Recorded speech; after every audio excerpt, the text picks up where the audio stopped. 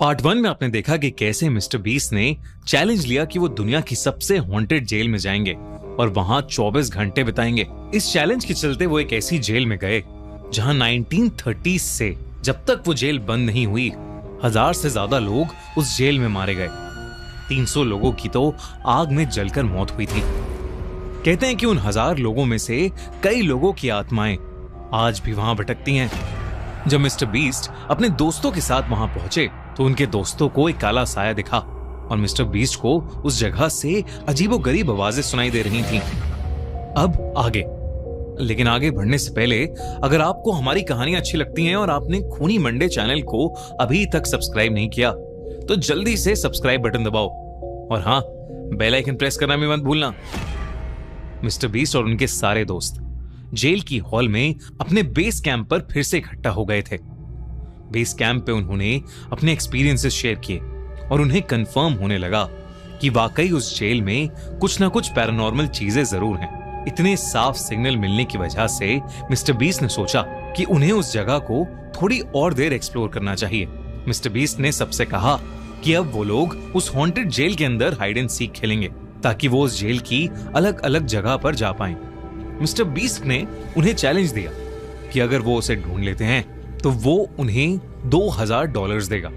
सब मान गए और मिस्टर बीस्ट जाकर जेल के एक रूम में छुप गया, लेकिन उसके दोस्तों ने उसे आसानी से ढूंढ लिया। फिर उसने डिसाइड किया कि वो सॉलिटरी कन्फाइनमेंट में जाकर छुपेगा, वही काल कोठरी जो उस पूरे जेल की सबसे डरावनी जगह मानी जाती है। वहां जाकर मिस्टर बीस्ट अपने रिएक्शंस रिकॉर्ड करने लगा। उसे सॉलिटरी कन्फाइनमेंट का रूम बहुत ज्यादा डरावना लग रहा था क्योंकि उसमें एक पुराने लोहे का बिस्तर और एक गंदे टॉयलेट के अलावा एक रूह चीर देने वाली खामोशी थी।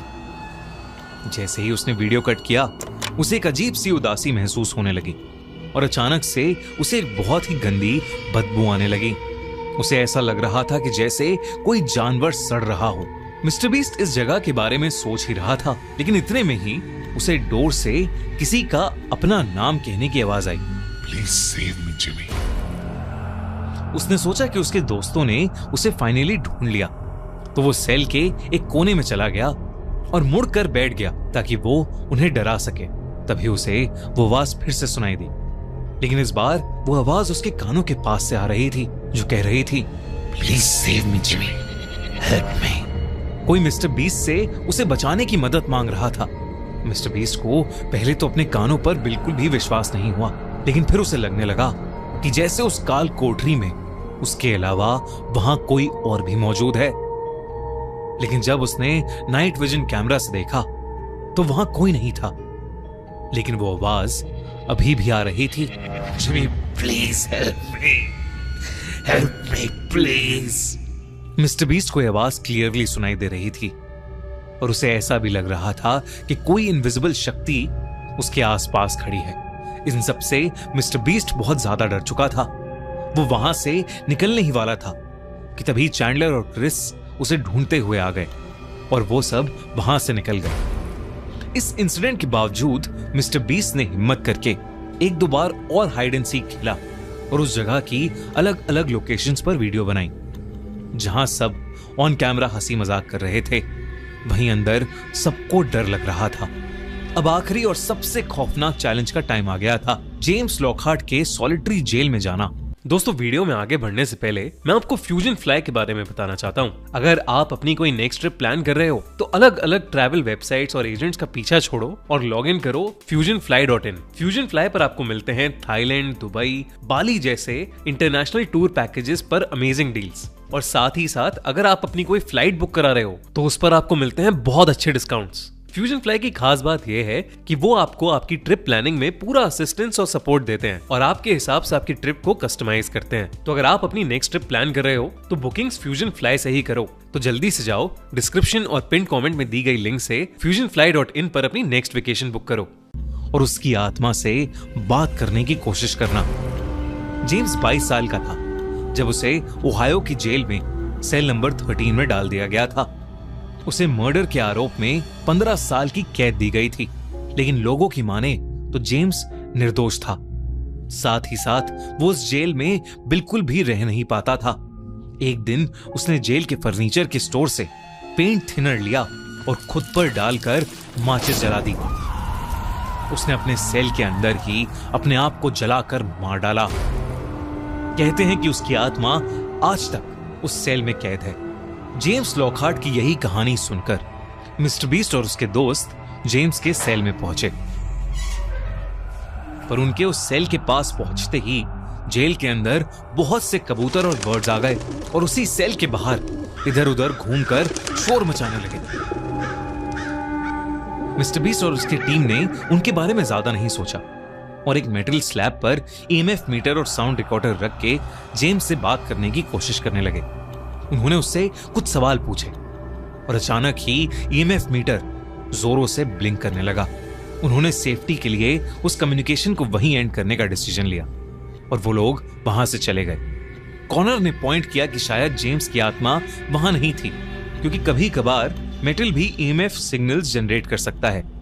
लेकिन तभी वो ईएमएफ मीटर फिर से बज उठा और तभी कॉनर को एकदम से सर्दी लगने लगी और उसका दम घुटने लगा। सबने उसे बिठाया और जेम्स की आत्मा से सवाल पूछने लगे। जब उन्होंने ये पूछा कि क्या वो कॉनर के पास था और उसी की वजह से ये सब हो रहा है, तो ईएमएफ मीटर इतनी जोर से ब्लिंक होने लगा जैसे पहले कभी नहीं हुआ था। कॉनर की आंखें एकदम से जलने लगी और उसको और ठंड लगने लगी। उन्होंने जल्दी से कैमरा कट किया, जिसके बाद कॉनर डर के मारे कांपने लगा। उसे वही काला साया फिर से दिखने लगा और इस बार उसका चेहरा कॉनर को साफ साफ दिख रहा था। एक जले हुए इंसान का भयानक चेहरा, जिसकी आंखें बिल्कुल काली पड़ी थीं और सर खुला पड़ा था। वो धीरे धीरे कॉनर के पास आ रहा था और कॉनर दर्द से छटपटा रहा था।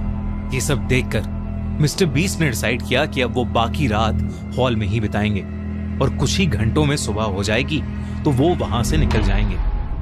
उन सब ने अपने स्लीपिंग बैग्स एक दूसरे के पास लगा लिए और सोने की कोशिश करने लगे। कॉनर अभी भी डरा हुआ था। वहीं मिस्टर बीस्ट उसके साथ जो सॉलिटरी कन्फाइनमेंट और हॉस्पिटल हॉलवे में हुआ था उसे समझने की कोशिश कर रहा था। दोनों ने एक एक पेन किलर खाई और सब कुछ भुलाकर सोने की कोशिश करने लगे। तारिक सबका एक सोने वाला शॉट लेकर जैसे ही सोने जाने वाला था, तभी एकदम से बंद वॉकी टॉकी अपने आप से फिर से बज उठा। उस वॉकी टॉकी से एक अजीब सी आवाज आई, मैं जेम्स हूं, मुझे प्लीज इस कैद से निकालो, हेल्प मी। ये आवाज आते ही वॉकी टॉकी अपने आप स्विच ऑफ हो गया। तारिक पूरी रात डर के मारे सो नहीं पाया। अगली सुबह उन्होंने वीडियो खत्म की और घर चले गए। मिस्टर बीस्ट ने वीडियो में कुछ एविडेंसेस रखे और कुछ वो रिकॉर्ड ही नहीं कर पाए, क्योंकि उन्हें समझ ही नहीं आ रहा था कि वो सब सच में हुआ था या उनका दिमाग उनके साथ खेल खेल रहा था। आपको क्या लगता है, ये सब सच था? क्या सच में ओहायो प्रिजन हॉन्टेड है? और क्या कभी आप ऐसा कोई हॉरर चैलेंज करेंगे? हमें कमेंट्स में जरूर बताइए। और हाँ, खूनी मंडे को भी मिस्टर बीस्ट की तरह एक बहुत ही बड़ा चैनल बनाना है, तो जल्दी से खूनी मंडे को सब्सक्राइब करो और हमारे क्राइम चैनल पर हमारी नई स्टोरी रेणुका स्वामी मर्डर केस चेकआउट जरूर करना। हमने पूरी स्टोरी एक्सप्लेन की है कि कैसे एक पॉपुलर फिल्म सुपरस्टार ने अपने सबसे बड़े फैन की जान ले ली। इस केस को बिल्कुल भी मिस मत करना और साथ ही क्राइम शो को भी सब्सक्राइब करना मिस मत करना। और अगर आपको ये वीडियो अच्छी लगी तो हमारा चैनल खूनी मंडे सब्सक्राइब करना बिल्कुल मत भूलना।